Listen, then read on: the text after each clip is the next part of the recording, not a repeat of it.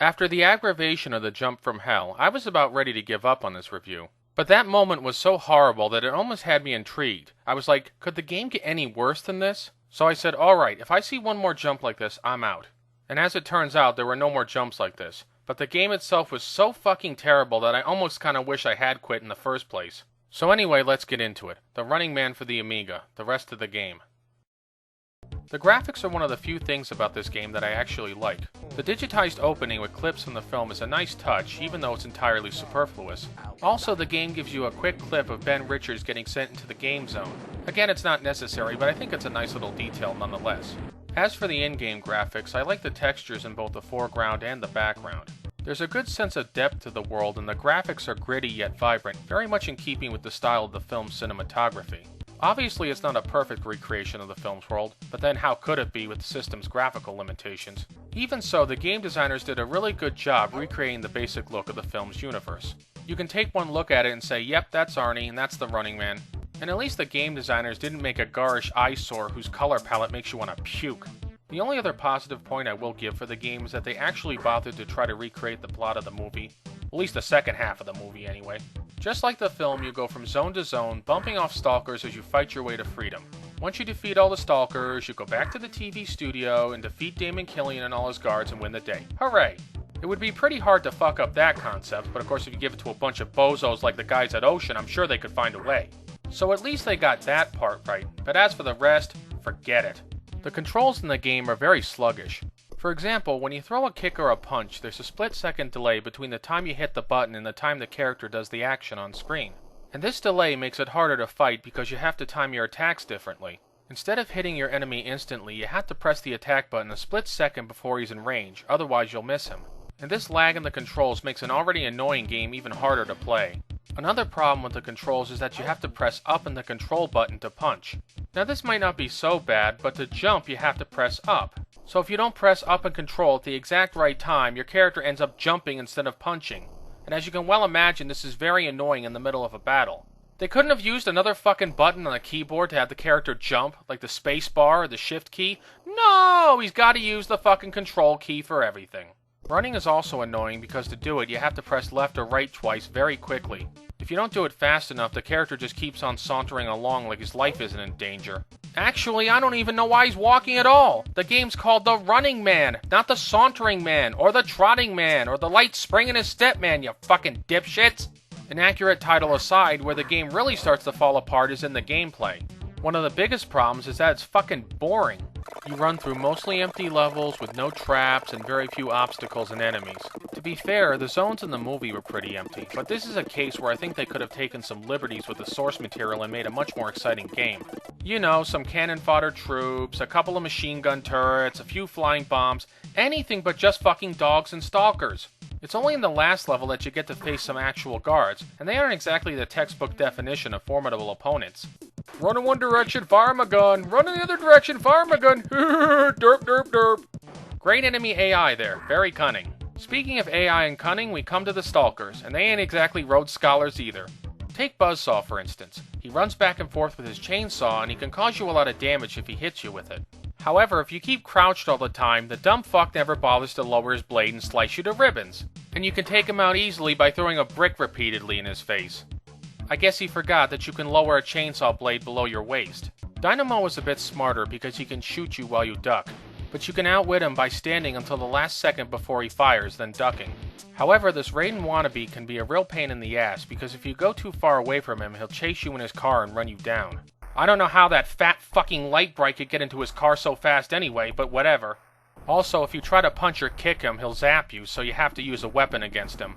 But once you get a weapon and nail his basic pattern down, he's really not that hard to defeat. You just gotta keep him on the screen so he doesn't run you over with that fucking car again. The same basic pattern applies to Sub-Zero in the first level. The only difference between him and the other stalkers is that occasionally he'll shoot an explosive puck at you and go, "Yeah!" like he's passing a kidney stone. In the fourth level you have Fireball, and like the other stalkers, he's not much of a threat. He fires a flame round that you can't duck, but then you can easily crawl under it, so where's the danger? Oh yeah, and he also flies back and forth with his jetpack like some retarded version of Boba Fett. He flies here, you hit him. He flies there, you hit him. You hit him, you hit him, you hit him.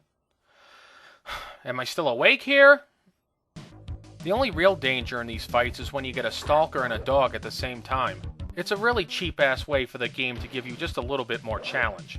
Fortunately, you can knock the dogs out for a brief time, but they still are really annoying when they get back up. My biggest problem with these stalker fights is that they're just way too predictable and dull. Why couldn't the game designers give these characters less predictable patterns and more interesting attacks? But no, we gotta have the same boring, by-the-numbers boss battles made by game designers who have all the imagination of a fucking block of granite. And as if that isn't bad enough, the game also has sponsor interruptions. What do you mean by sponsor interruptions? Well, here's what it is. Imagine you're in a fight to the death with one of the enemies in the game, and then all of a sudden the game stops to show you advertisements. That's right, fake fucking advertisements right in the middle of a fucking battle. This is, without a doubt, one of the stupidest fucking ideas I've ever seen in a video game. Could you imagine playing Castlevania or New Super Mario Bros. Or Call of Duty Modern Warfare and then all of a sudden, out of the fucking blue, an advertisement appears out of nowhere and stops the fucking game? What were these fucking fart suckers smoking?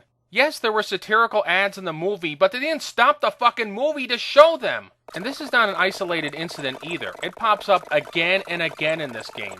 If I had any goodwill left towards this game, it's long gone. The only reason I even bothered to finish this game was out of sheer spite. And even that was made more difficult because you only get one life in this game. Get killed at any point in the game and it's all the way back to the beginning again. Yep, that beginning with the fucking horrible jump. In between each round, there's a mini-game where you have to match the uplink code symbols on the left with the ones on the right. Now, when I first got to this point, I thought this mini-game was here to help you get an extra life or two.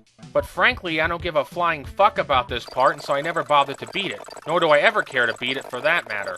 Anyway, later on I looked up the manual, and as it turns out, you don't get an extra life if you do beat this mini-game. Instead, you just get your health bar restored. Which is kind of fucking pointless considering that there's health packs right in the beginning of the subsequent levels.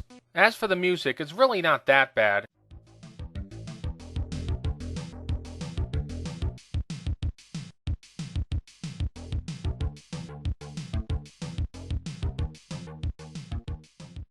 The only problem is that it's looped over and over and over again until I want to shoot myself.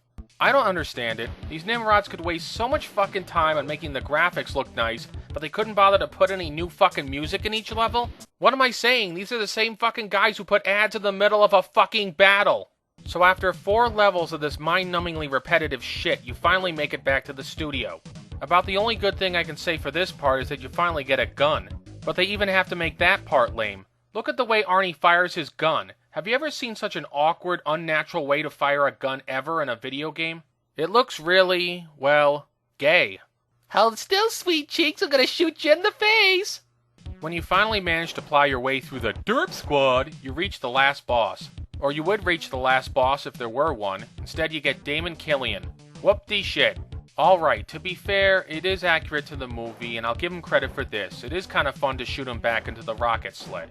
But come on, they couldn't have tossed in one last token boss battle for the hell of it? Maybe a fight with a big robot or that steroid guy? Nope. Then again, maybe I should just shut the hell up and be grateful that the damn thing's over. The ending is not too bad, and at least they give you one, unlike, say, Red Heat. But even if it were the most spectacular ending on Earth, it's still not worth going through all the fucking bullshit in this game to get to it. If you really want to enjoy The Running Man, just go watch the movie or read the book. You'll be a lot better off, trust me. So in conclusion, this game is an irredeemable piece of fucking garbage that you should avoid at all costs. And if there is any fucking justice in this universe, hopefully the people who created this game have lost their jobs and are now doing something more worthy of their talents. Like shoveling cow shit into a ditch! This is filmnstuff signing off. Thanks for watching.